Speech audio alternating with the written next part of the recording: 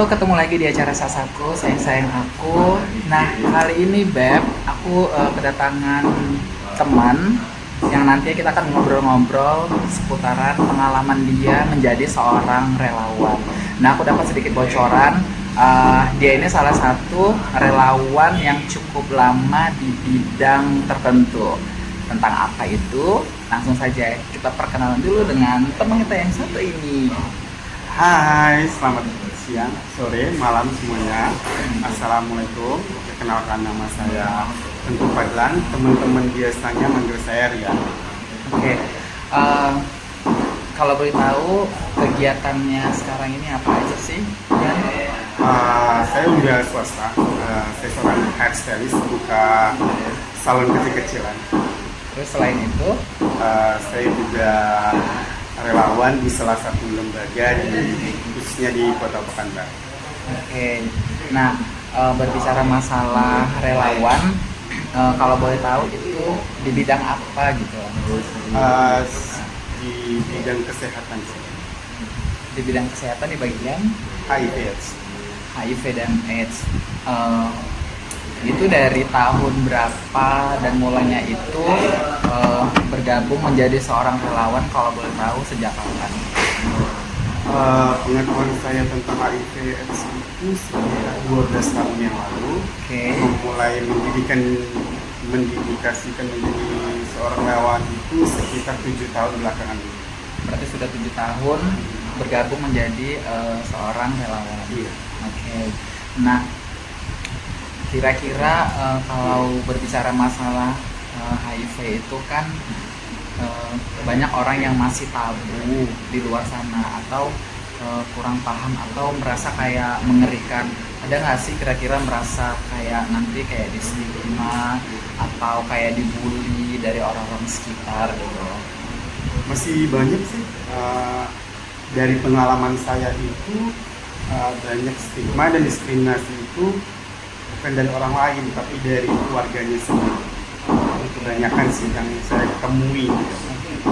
Contohnya saya punya dapat kasus di luar kota itu yang menstigma bukan orang layanan atau orang lain tapi dari keluarganya sendiri, seperti makanan diasingkan, tempat makanan diasingkan, tempat hidup diasingkan. Berarti itu pasien atau teman-teman di luar sana kan? Iya. Nah, kalau dirimu sendiri nih kan jadi relawan di bidang HIV gitu, takut nggak sih dapat stigma gitu dari orang-orang sekitar? Kan, ih ngapain sih kerja-kerja kayak gitu, nggak takut apa? Pernah nggak sih dapat hal kayak Dari gitu? 10 tahun yang lalu saya mendampingi seorang Oda, itu udah saya mendapatkan stigma. Oke. Pasti kamu seorang Oda ya, pasti kamu sudah terinfeksi HIV ya, udah saya dapatkan. Tapi dari pengalaman dan stigma dan diskriminasi yang saya dapatkan itu yang membuat saya kuat. Dan pada akhirnya sampai saat ini sudah menjadi lebih kuat dan tidak peduli dengan omongan orang luar sana. Sama sekali. Terus kalau keluarga sendiri gimana? Kalau keluarga terdekat? sendiri pernah sih menanyakan kakak, abang aku, yang mereka bilang, apa sih, ngapain sih, hati-hati nanti kamu terkena kayak gitu, kamu nggak takut, atau kamu nggak malu, apalagi yang kamu dampingkan itu tanda kutip itu orang yang tertentu, katanya seperti LGBT, waria, atau gay, apa kamu nggak takut di stigma sama masyarakat tempat kamu tinggal? Tapi kalau untuk keluarga dukungan ada, tapi kalau untuk stigma diri saya melarang itu sama sekali tidak ada. Berarti sekarang ini keluarga ngedukung dengan kegiatan Untuk jadi relawan ini? ya mendukung, selagi itu selama positif, kakak, abang, keluarga saya semuanya mendukung asal positif. Kalau boleh tahu, tugasnya kita itu sebagai relawan khususnya di HIV ini apa aja kalau boleh tahu? Kalau tugas sih kayaknya nggak ada sih, kalau menurut saya itu bukan tugas kalau menurut saya, tapi itu suatu panggilan hati. Nggak ada tugas, kata tugas tapi panggilan hati. Entah kenapa saat saya mendampingin atau menolong seseorang, panggilan hati itu saya itu kuat gitu. Nggak tahu itu entah kenapa, saya juga sendiri nggak tahu gitu.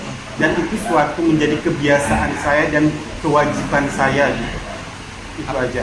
Apa aja yang dilakukan ketika kita menjadi seorang relawan selama ini? Maksudnya aktivitasnya, kegiatannya. Salah satunya itu mengajak teman-teman yang berisiko tinggi untuk melakukan tes HIV atau IMS. Itu kita bawa ke layanan gitu. Pelayanan maksudnya Ke puskesmas. ke puskesmas. Iya, ya tidak semudah itu dong untuk membawa mereka itu dekat dulu, konseling dulu, kasih logistik pengaman kondom dulu, rayu dulu. Itu bisa mencapai mingguan, bulanan, bahkan tahunan. Oke. Cukup sulit sih untuk tantangan itu. Teman-teman juga banyak untuk mengajak orang tes itu tidak semudah membagikan telapak tangan, butuh waktu dan teknik kita masing-masing untuk melakukannya. Oke. Kendalanya sih ada sih beberapa teman yang tidak suka dengan kita itu, jangan lagi tes nanti begini begitu. Cuma itu aja sih kendalaannya. Oke. Ada kantornya nih Kalau kantornya ada di Pekanbaru di mana? di Pekanbaru di Jalan Adi Sucipto. Terus selain ngajak teman-teman gitu kan, kegiatan yang lain misalnya kayak entah penyuluhan atau bagi-bagiin brosur atau apa gitu, ada dilakukan juga nggak sih? Ada sih namanya mobil VCT. Teman-teman Oke.